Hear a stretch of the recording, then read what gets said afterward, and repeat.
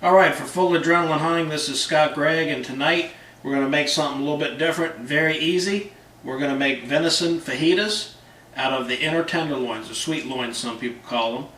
If you hunt, you know what these are, I hope. And I'll show you what's going into this. It's very quick and easy, so hopefully this will be a pretty short video. Alright, this is all the ingredients that go in it. We've got our tenderloin here. This is from a doe that I got last year. Both of the inside tenderloins are there, vacuum sealed.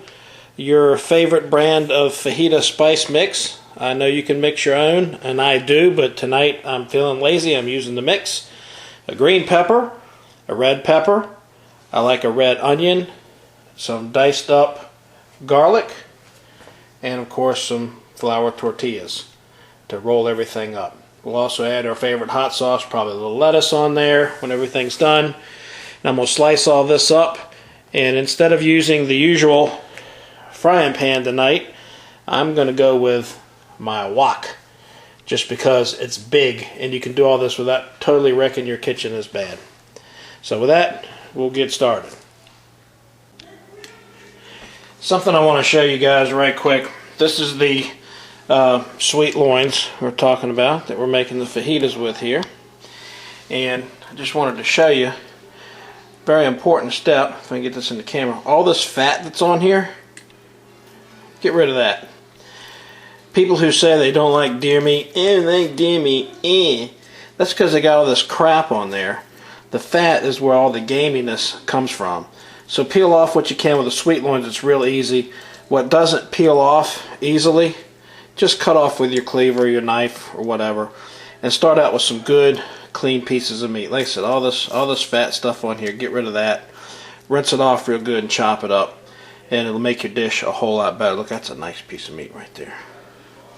Nice big piece. And when you're finished trimming them, this is what you end up with. Just a couple of good clean pieces of meat. You get most of the silver skin and all the fat off that you can get off, and that's about all that comes off. It's not a whole heck of a lot, so you're not losing much meat. Now you're ready to slice them up. You want to slice them up lengthways with the grain, and then make them into bite-sized slices. Slice them thinner than you think you need to, because they kind of swell up a little bit in the pan. Alright, we got the wok on now. We got a little vegetable oil in there. It's getting hot. Got it on about a medium high. It's about 2 tablespoons of the vegetable oil. And I'll put about, I don't know, about a tablespoon and a half of garlic in this. I like plenty of garlic in my stuff.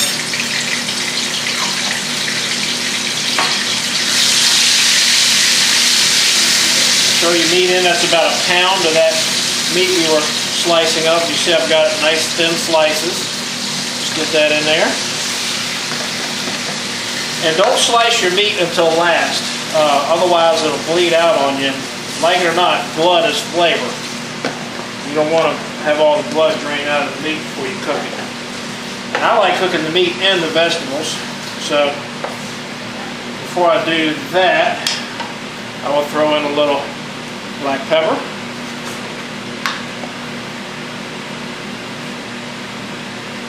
Probably about 2 or 3 teaspoons. Can't have enough black pepper in fajitas. I'll throw in some onion powder. Yes, we got lots of onion, but this gets in the meat real good. And some garlic powder. Probably about a teaspoon of garlic powder. There's quite a bit of garlic powder in with the mix we're going to be using here shortly. All right. Get that in there. Stir that up a little bit.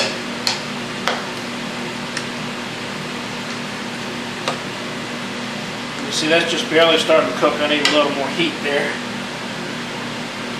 One thing the Chinese got right, or Japanese, whoever invented it, the wok is an amazing piece of cooking gear. And then, we'll unceremoniously dump in all of our vegetables.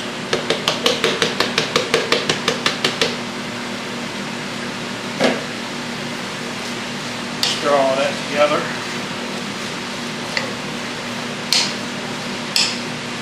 You just keep stirring that until the meat's just about done, which doesn't take long.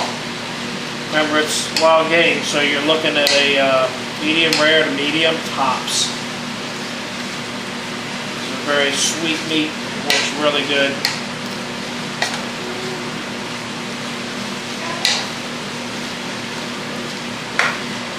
Let all that cook together for just a little bit. Keep stirring it and come back and add in our packets and a little water to finish that off. Oh, one more thing I'll show you. When you serve this up, a little tiger sauce,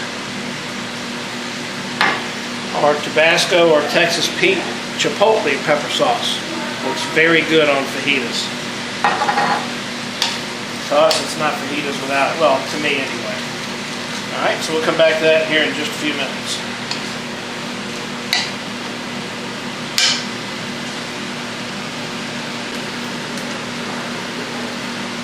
Alright, so that's just started cooking. You only go about 5 minutes like that, okay? You just want to start cooking it.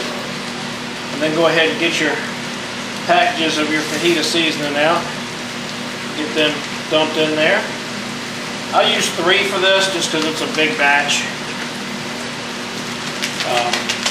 There's a lot of different kinds you can get at the store, pretty easy to find.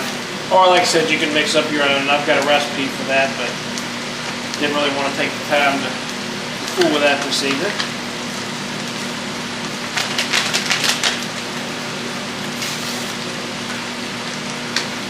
And it calls for per package of about 1/3 cup of water.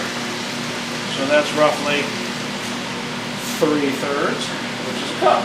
So throw that in there, stir all that together, and cook it up.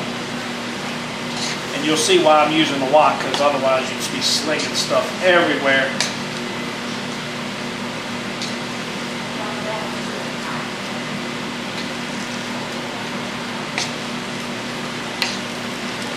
Oh yeah, that's good stuff right there. That fajita mix has a lime in it, all the stuff that you would want to add if you were making fajitas. It's got all those flavors in it already. It does a great job. And basically what you're going to do now is just cook everything down a little bit. Most of that mix will turn into a nice sauce in there. Relatively thick, but not a lot of it, which is what you're looking for with fajitas. And in about 5 minutes, this will all be done, ready to go. I like my vegetables just a little soft, and they'll be ready to serve up.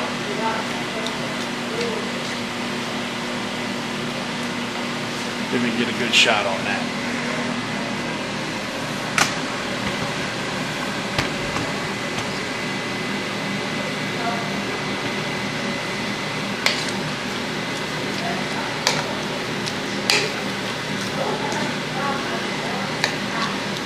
So it's going to take about another 5 minutes or so, then it'll be ready.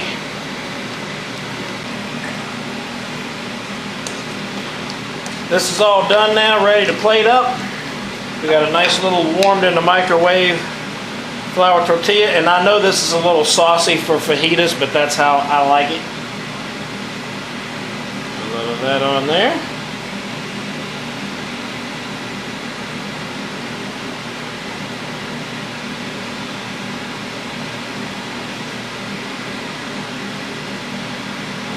Meat.